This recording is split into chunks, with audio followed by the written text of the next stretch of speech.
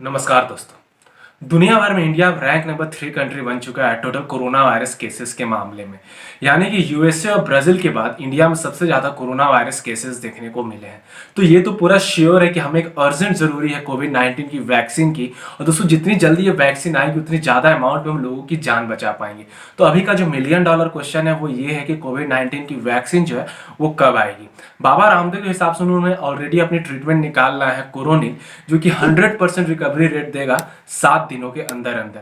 तो बहुत कंट्रोवर्सी हुई इस बात को लेकर और बाबा रामदेव के ऊपर एफआईआर भी दर्ज किए गए और कुछ स्टेट्स में तो ये कोरोनिल बैन भी है।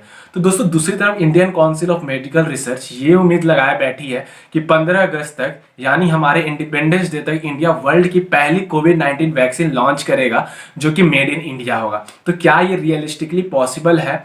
और आपने दोस्तों रसिया की न्यूज़ सुनी होगी जो कुछ दिन पहले आई है कि उन्होंने वैक्सीन ढूंढ ली है। कितनी सच्चाई है इस बात में और बाकी की कंट्रीज से क्या स्टेटस है कोविड-19 की वैक्सीन को लेकर, आइए जानते हैं हम सारी बातें आज की इस वीडियो में। दोस्तों अब हम ये समझते हैं कि वैक्सीन बनती कैसे है। मेनली 3 स्टेजेस होती हैं वैक्सीन को बनाने में। पहली है रिसर्च स्टेज, जहां पर साइंटिस्ट रिसर्च करके ये पता लगाते हैं कि हम इस वैक्सीन को कैसे बना सकते हैं। मेनली होता क्या है कि उस वायरस को ही हम ब्रेक करते हैं स्मॉल पार्ट्स में और उसे लेस इफेक्टिव या इनइफेक्टिव बनाकर उसे हम उसके ऊपर रिसर्च करते हैं। उसके बाद जो दूसरा स्टेज आता है वो है टेस्टिंग की स्टेज, जहां पर यह टेस्ट करी जाती है कि जो वैक्सीन हमने चूज करी है वो कितनी इफेक्टिव है और कितनी सेफ है। अब टेस्टिंग में भी अलग अलग स्टेजेस आती हैं। पहली है प्री क्लिनिकल ट्रायल्स, यानी कि वो ट्रायल्स जो कि सेल्स पर किए जाते हैं लैब्स में या फिर जानवरों के ऊपर करी जाती है। इसके बाद ह्यूमंस पे टेस्टिंग करी जाती है जिसे हम कहते हैं क्लिनिकल ट्रायल्स। तो दोस्तों इस स्टेज में लंबा वक्त लगता है। इसे ह्यूमंस के ऊपर वैक्सीन की डोजेस को बढ़ा बढ़ाकर चेक करी जाती है कि ये लॉन्ग टर्म में कैसे बिहेव कर रहा है और ये कितना इफेक्टिव है। इन सारे प्रोसेस को होने में लगभग 1 से 1.5 साल लग जाती है। फिर जाकर इसे सरकार से अप्रूवल के लिए भेजी जाती है। आपको लाइसेंस मिलेगी ताकि आप इस वैक्सीन को मैन्युफैक्चर कर सको। तो अब दोस्तों मैन्युफैक्चरिंग के स्टेज में जब हम आते हैं तो वहां पे हमें फैक्ट्री सेटअप करना पड़ता है ताकि हम इसे ह्यूज अमाउंट में प्रोड्यूस कर सकें। तो अब बात करते हैं दोस्तों कि कोविड-19 की वैक्सीन का क्या स्टेटस है बाकी की कंट्रीज में। तो मैं कुछ टॉप पोटेंशियल वैक्सीन के बारे में बताना चाहूंगा जो सबसे आगे चल रही है इस वैक्सीन बनाने की रेस में। वो है दोस्तों यूके की ऑक्सफोर्ड यूनिवर्सिटी के द्वारा एक वैक्सीन बनाई जा रही है जिन्होंने अपने फेज 2 ट्रायल्स ऑलरेडी कंप्लीट कर लिए हैं और इनके फेज 3 ट्रायल्स इन्होंने जून के महीने में ही शुरू कर दिए थे, जहां पर ये 5000 लोगों के ऊपर टेस्टिंग कर रहे थे। इनका मानना है कि बाय द एंड ऑफ अगस्त इन्हें पता लग जाएगा कि ये वैक्सीन कितनी सक्सेसफुल है या नहीं है। अगर ये सक्सेसफुल होती है तो बाय द बिगिनिंग ऑफ 2021 ये मार्केट में मिलनी भी शुरू हो जाएगी। उसके बाद आती है यूएसए की मॉडर्ना कंपनी जो कि अपने ह्यूमन ट्रायल्स मार्च में ही शुरू कर लिए थे और इनके फेज 3 क्लिनिकल ट्रायल्स आप प्लान कर रहे थे जून 9 से शुरू करेंगे, जिसमें करीब 30,000 लोगों के ऊपर फेज 3 ट्रायल्स कंडक्ट करेंगे। लेकिन लेटेस्ट न्यूज में यह बताया जा रहा है कि इनके फेज 3 ट्रायल्स थोड़े डिले हो गए हैं। तो दोस्तों अभी तक आपने ये न्यूज सुन ली होगी कि रशिया ने वैक्सीन ढूंढ ली है। यस, उन्होंने वैक्सीन ढूंढी है और क्लिनिकल फेज 1 ट्रायल कंप्लीट किया है। अभी उन्हें फेज 2 और फेज 3 ट्रायल्स कंडक्ट करने बाकी हैं।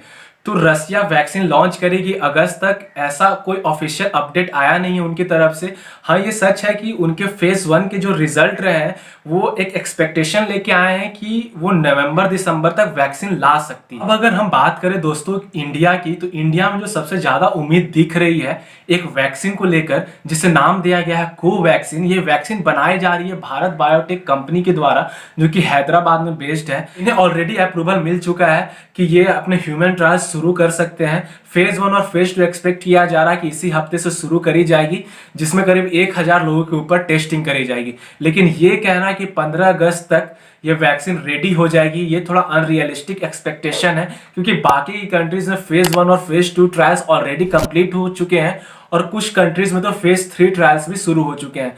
तो क्या इंडिया में ये कैसे हो सकता है कि तीनों ट्रायल्स 1 महीने के अंदर अंदर ही शुरू भी कर चुके होंगे और खत्म भी? Indian council of medical research की तरफ से एक लेटर सामने आया है जिसमें लिखा गया है कि launch the vaccine for public health use latest by August 15, 2020।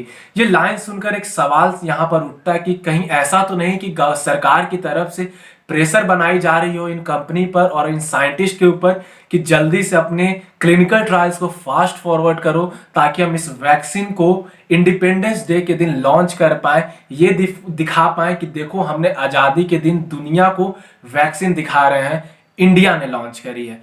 ये सवाल सुनने में अनबिलीवेबल नहीं लगता है क्योंकि इस टाइप की मार्केटिंग स्टंट सरकार ने पास्ट में भी बहुत किए हैं कि देखो 20 लाख करोड़ का हम पैकेज निकाल रहे हैं, 2020 बजट निकाल रहे हैं, 2020 ईयर में निकाल रहे हैं। ये नंबर्स को अलाइन करना और यहाँ पर 15 अगस्त को आज़ादी के दिन हम आज़ाद करवाएंगे कोरोना वायरस से, ऐसे मार्केटिंग स्टंट से ज़्यादा साइंस को प्रायोरिटी देनी ज़्यादा जरूरी है। ऐसी वैक्सीन निकालने का क्या फ़ायदा जो सही से टेस्ट ही नहीं करी गई हो।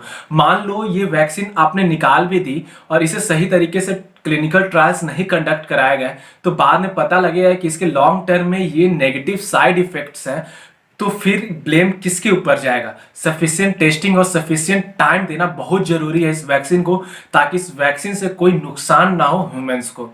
बाकी पतंजलि के बारे में जितना कम डिस्कस करूं उतना ही अच्छा है। उन्होंने जो 100% रिकवरी रेट दिखाई थी, अपने क्लिनिकल टेस्ट करी थी, उन क्लिनिकल ट्रायल्स में कितने मिस्टेक्स थी, कितनी कमियों को उन्होंने छिपाई है, ये सारी चीज़ें इस आर्टिकल में बताई गई है। मैं डिस्क्रिप्शन में लिंक दे दूंगा, आप चाहो तो वहां से पढ़ सकते हो अगर आप जानना चाहते हो कि आखिरकार क्यों पतंजलि की जो वैक्सीन थी उसके ऊपर रोक लगाई गई। उम्मीद है दोस्तों आपको इस वीडियो से कुछ नई चीज़ें सीखने को मिली होंगी। आप इस वीडियो को शेयर करें और अगर आपको ये वीडियो पसंद आए तो आप मुझे सपोर्ट कर सकते हैं मेरे इस चैनल को सब्सक्राइब करके। चलिए दोस्तों, मिलते हैं आपसे मेरी अगली वीडियो में।